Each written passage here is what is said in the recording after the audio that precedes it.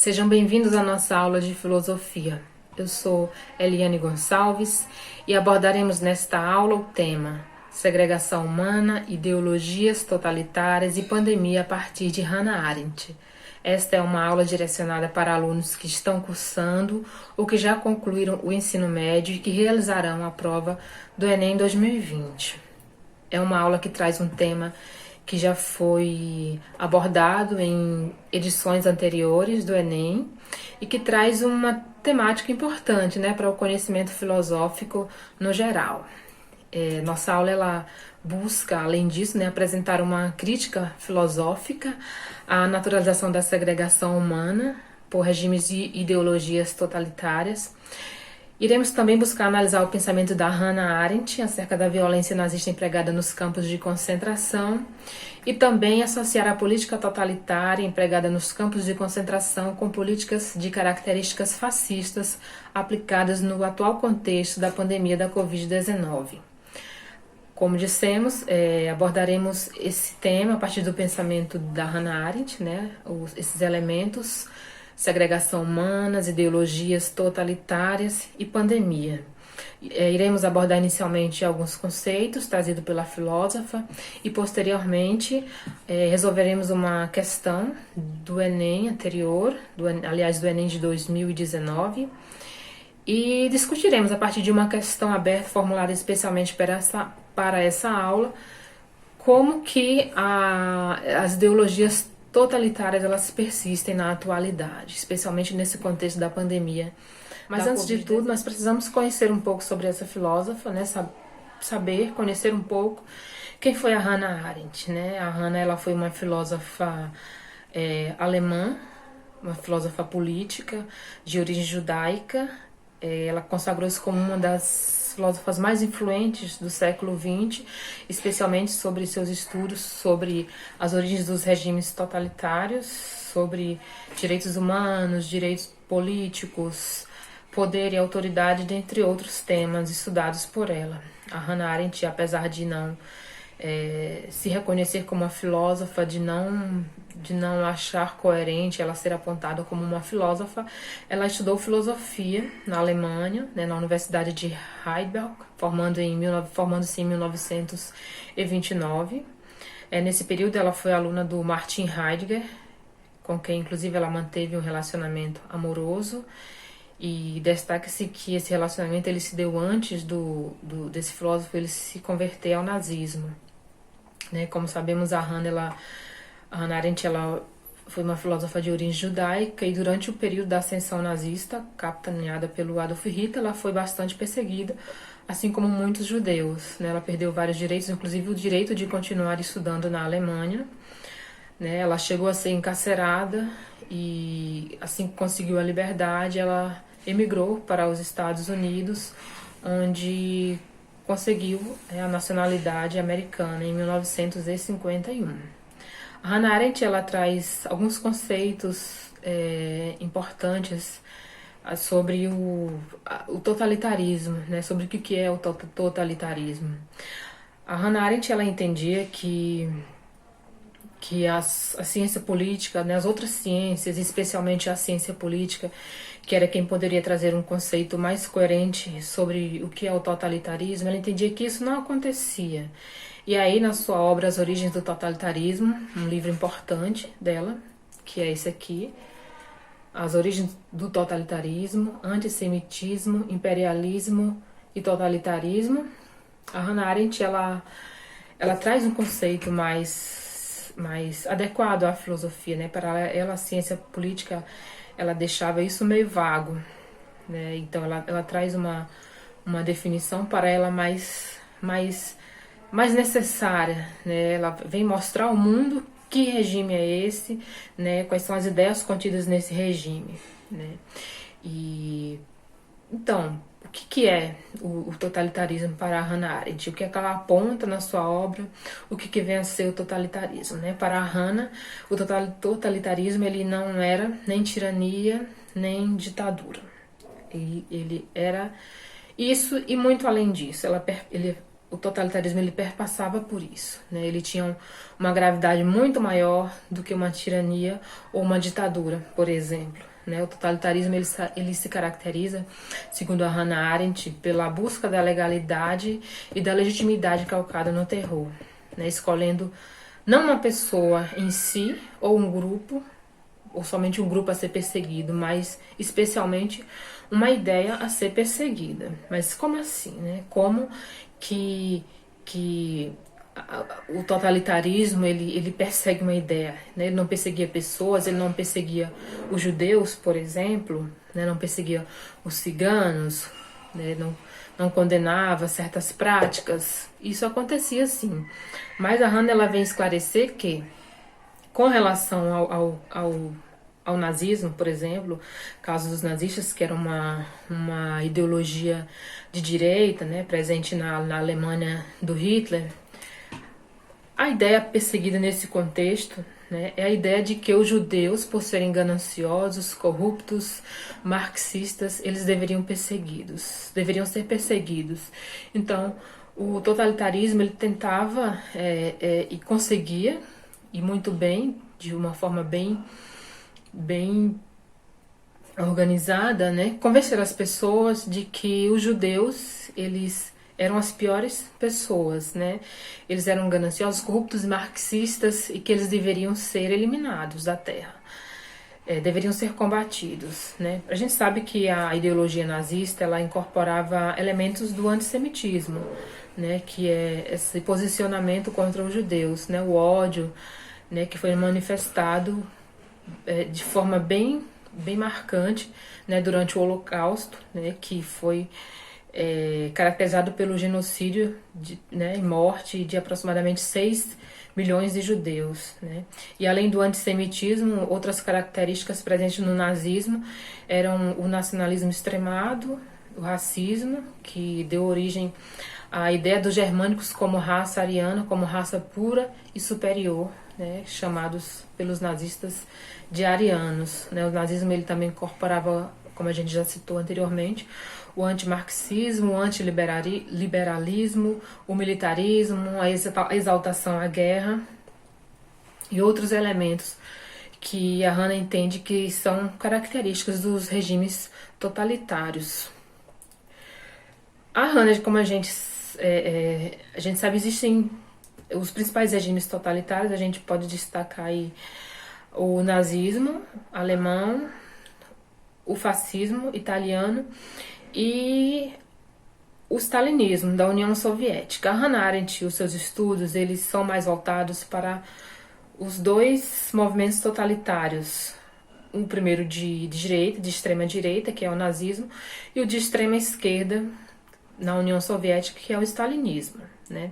Então, se lá no regime nazista, se eles buscavam combater a ideia, né, de que buscavam combater os judeus a partir da ideia de que eles eram corruptos, eles eram marxistas e por isso deveriam ser combatidos. Já na União Soviética, no caso do stalinismo, a Hannah Arendt ela dizia que aqui a intenção era, né, de ver a burguesia, a ideia de que a burguesia e tudo aquilo que lembra algo burguês ele deveria ser combatido. Né? Se a gente relembrar um pouquinho sobre os nossos estudos a respeito dos regimes totalitários, sobre o stalinismo, por exemplo, a gente vai lembrar que no stalinismo, quais são as suas principais características? Né? A gente tem aí a exclusão da religião, da vida pública, né? A coletivização da economia, o fim da propriedade privada, a censura, o unipartidarismo,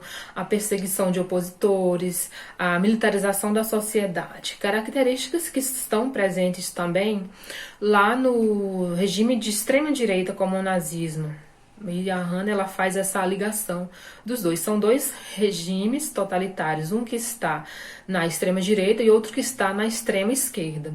Né? Embora alguns estudiosos, alguns historiadores principalmente, eles buscam fazer essa diferenciar e dizer que o regime nos regimes de esquerda não houve totalitarismo. A Hannah ela pensa contrário e ela faz essa ligação, ela diz que há uma incorporação nos regimes de extrema esquerda de características dos regimes totalitários, como o da Alemanha, como as presentes no regime nazista. E aí a Hannah Arendt ela faz essa, ela entende isso, né? Ela vem apontar, né, no campo da ideologia presente nesses regimes, né, como que essa ideia, né, a ser perseguida, ela era colocada, né, na mente das pessoas. Né? A gente é importante lembrar que e ter em consideração que o totalitarismo ele não tem apenas o uso da força em si. Né? A Hannah ela deixa isso bem claro na sua obra. Não é o uso da força em si que caracteriza o totalitarismo, né, como um elemento importante, mas e principalmente, né, a aceitação da grande parcela da população que transforma em massa, isto é, que desprovida de qualquer resquício de individualidade, autonomia e independência, adere ao regime. Ou seja, o governo totalitário, ele cria uma ideia, ele regulamenta é, práticas, ele altera a lei e tenta convencer a população, né, transformando em massa, de que as suas individualidades não importam, né? Então, assim, as pessoas perdem a sua autonomia, a sua independência diante das questões sociais, diante da condição humana e passam a se comportar de forma a aceitar tudo o que é proposto pelo regime totalitário, pelas ideias totalitárias. Para a gente entender melhor e fixar melhor o nosso conhecimento a respeito disso, nós iremos passar agora a resolver uma questão do Enem. Essa é uma questão do Enem, foi retirada do Caderno Azul do Enem 2019. É uma questão da área de ciência, do Caderno de Ciências Humanas e nessa questão, ela inicia com um texto, que é um trecho da obra já apresentada aqui, que é da obra Origens do Totalitarismo. E ele começa assim, com uma descrição do que seriam os campos de concentração. Então vamos à questão. A questão ela se inicia com um trecho da obra Origens do Totalitarismo. E diz o seguinte: essa atmosfera de loucura e irrealidade, criada pela aparente ausência de propósitos, é a verdadeira cortina de ferro que esconde dos olhos do mundo todas as formas de campos de concentração. Visto de fora, os campos e o que neles acontece só podem ser descritos com imagens extraterrenas, como se a vida fosse neles separada das finalidades deste mundo. Mais que o arame farpado, é a realidade dos detentos que ele confina que provoca uma crueldade tão incrível que termina levando à aceitação do extermínio como como solução perfeitamente normal. Então, a partir desse trecho aqui da Hannah Arendt, surge então para análise o seguinte questionamento, né? A partir da análise da autora, no encontro das temporalidades históricas, evidencia-se uma crítica à naturalização do dar.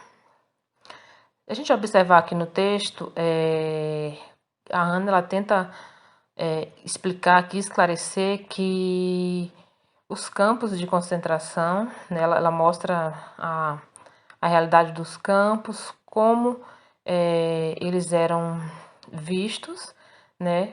Mas, mais precisamente, ela quis dizer assim que não se acreditavam na existência desses campos, né? E justamente era essa cortina de ferro, né? Essa barreira, né? Que escondia a verdadeira face dos campos de concentração, né? Essa aparente ausência desses lugares escondia a sua verdadeira face, né? A condição humana naqueles locais, né? Na verdade, as pessoas elas tinham a sua condição humana arrancada e elas eram levadas, né, a acreditar que eram dignas, aliás, que não eram dignas de tratamento, de nenhum tratamento humano, de uma consideração humana. E a partir disso as pessoas elas passavam a aceitar o extermínio como uma solução normal. Então, a partir daí, nós temos 5 alternativas. E a letra A, ela diz que, então, Essa crítica era uma crítica à naturalização do ideário que legitima as desigualdades sociais. Se a gente for analisar aqui, não há no texto uma crítica da Hannah Arendt ao ideário nacional como um causador, como legitimador das desigualdades sociais, né? A gente já pode então descartar a alternativa A.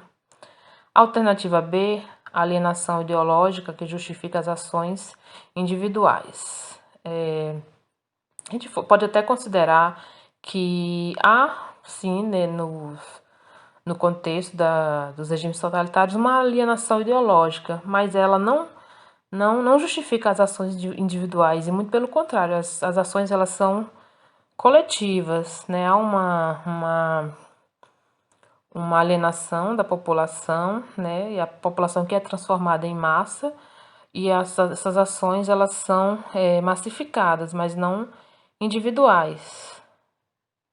Há uma ação coletiva da sociedade, que é levada a pensar de certas maneiras, como a gente já citou bastante, né, quando a gente comentou anteriormente, há uma não consideração da individualidade do ser. Há uma coletivização das ações. A alternativa C, ela fala em cosmologia religiosa, que sustenta as tradições hierárquicas. No texto não se percebe nenhuma referência à cosmologia religiosa, não há ligação nenhuma com nenhuma cosmologia religiosa ou qualquer elemento místico. Então já podemos descartar também a alternativa C. A alternativa D, ela fala em segregação humana que fundamenta os projetos biopolíticos. Então, a gente observar bem toda a nossa aula, que nós já falamos anteriormente, a gente está o tempo todo falando dessa segregação provocada pelos regimes totalitários, nessa segregação de grandes contingentes humanos, né, era o que mais comumente acontecia no contexto dos regimes totalitários. E quando a gente fala em segregação, a gente está falando desses contingentes que eram levados para os campos de concentração, né? Uma prática naturalizada e que fundamenta, como sugere a alternativa, os projetos biopolíticos, né? O que seriam esses projetos biopolíticos, né? A estabelecimento do trabalho forçado, né? O genocídio e a total regulação de vários aspectos da vida humana. Então, nós podemos apontar aqui como a questão alternativa mais adequada aqui, e como uma alternativa correta a essa questão, a alternativa D. Mas para complementar o nosso estudo, nós trouxemos mais uma questão aqui, só que dessa vez não é uma questão do Enem, mas é uma questão formulada especialmente para essa aula. É uma questão aberta para a gente refletir um pouco mais sobre essas ideologias totalitárias no contexto atual da pandemia. Vamos lá? Então, a questão que a gente trouxe, ela é a seguinte, né? A gente traz o seguinte questionamento, né? A partir da leitura do texto, né, de Hannah Arendt e do seu conhecimento acerca das ideologias totalitárias, é possível perceber no texto ou nas características dos citados regimes semelhança com alguma política aplicada no contexto da pandemia da Covid-19? Então, só esclarecendo, quando a gente faz essa referência aqui à leitura do texto de Hannah Arendt, a gente pode estar se referindo apenas àquele trechinho que vem acompanhado da questão, ou alguma leitura anterior que você tenha, né, especialmente com relação a totalitarismo, a ideologias totalitárias. Então, gente, sobre essa questão, como é que a gente pode pensar as ideologias totalitárias no atual contexto da pandemia? Para refletir sobre isso, eu sei que para alguns pode ser que fique um pouco complicado, para outros talvez nem tanto, mas eu apresento para vocês um texto bem interessante, que ele traz um esclarecimento muito bom sobre isso, ele traz um ponto de vista interessante, que foi um texto que tem como título A Política Fascista da Pandemia. É um texto de autoria do Frederico Finkelstein e do Jason Stanley. Eles são um historiador argentino e um filósofo norte-americano, respectivamente. Esse texto ele foi publicado em maio desse ano, pelo Núcleo de Estudos e Análises Internacionais, o NEAI, que é um grupo de estudos da Universidade Estadual Paulista. Está no site, eu vou deixar o endereço do site aqui para vocês, caso alguém tenha interesse na leitura do texto. Então, por que esse texto ele é interessante para a gente, né? Ele é porque ele vem mostrar, né? ele vem mostrar que como, né, esse contexto da pandemia ele trouxe à tona a ideologia fascista, né, em países, principalmente nos países que possuem governos de extrema direita. No texto, né, ele faz a gente refletir bastante a partir de episódios, né, de pontos, né, do contexto atual, né, como por exemplo quando ele faz a referência a vários líderes nacionais que fazem uso da crise da Covid-19 para travar guerras contra minorias. A gente vai estar vendo um pouquinho disso mais adiante, mas o texto ele fala também sobre os casos, né, da Coreia do Sul e de Singapura, que eles negam, por exemplo, a presença, né, do vírus ou que ele apresente qualquer ameaça para a população. Então eles se utilizam disso, criam uma ideia sobre isso e faz com que as pessoas, né, muitas pessoas acreditem realmente que a opinião do governante ela é superior e que não existe nada que com relação ao vírus que possa ser verdadeiro, já que o líder, o governante, diz que não existe nenhuma ameaça. Um fato interessante que é mostrado no texto também é o fato de algumas nações, como por exemplo os Estados Unidos e o Brasil, né, de demitir autoridades da área de saúde por defender medidas de isolamento social ou de não concordar com o uso de medicamentos ainda não aprovados pelos órgãos de saúde. Um outro exemplo interessante que faz bastante a gente refletir sobre como as ideologias totalitárias elas continuam persistindo é o caso da Índia, que nesse momento de pandemia ela vem travando uma campanha, né, de demonização da população muçulmana, né, e isso, né, essa ideia de que são pessoas que estão com a doença e que por isso não podem entrar na Índia, por exemplo, né? E os que estão, eles apresentam perigo às outras pessoas, né, que não são muçulmanas, né? Na Itália, por exemplo, a Itália que é o berço da ideologia fascista, né, e que hoje é governada pelo Matteo Salvini, que é um governante da Liga, que é um partido de direita lá na Itália. Logo no início da pandemia, ele fez uma declaração bem polêmica, né? Ele disse que permitir que imigrantes que chegaram da África entrem na Itália, né, tendo o vírus sido confirmado na África, né, permitir que essas pessoas adentrem na Itália é de uma irresponsabilidade terrível, né? A gente vai lembrar que quando foi feita essa declaração pelo Salvini, a Itália lá contava com quase 300 casos da Covid-19, enquanto na África tinha-se apenas um caso registrado. E é importante a gente lembrar que na política totalitária, especialmente no nazismo, né, no contexto do nazismo, os membros do grupo odiado, aquele grupo que é repelido, eles são retratados sempre como pessoas portadoras de doenças, né, como pessoas doentes, né? Foi assim que os nazistas eles retrataram os judeus, e é assim que muitas nações do mundo elas vêm retratando outras pessoas, né? A Itália ela aponta os judeus como, aliás, ela aponta os africanos como doentes, né, como portadores de doenças. Da mesma forma é feita com os muçulmanos na Índia.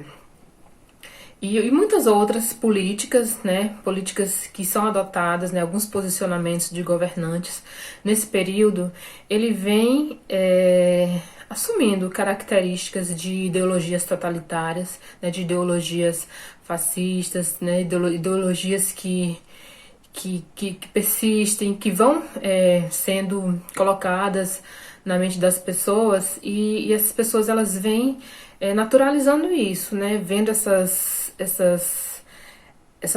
ideologias, essas práticas, entrando de formas, né, muito sutis e adotando, né, sem nenhum limite, obedecendo apenas o que é colocado, o que é apontado como verdade pelos governantes, principalmente no contexto atual, os governantes de extrema direita.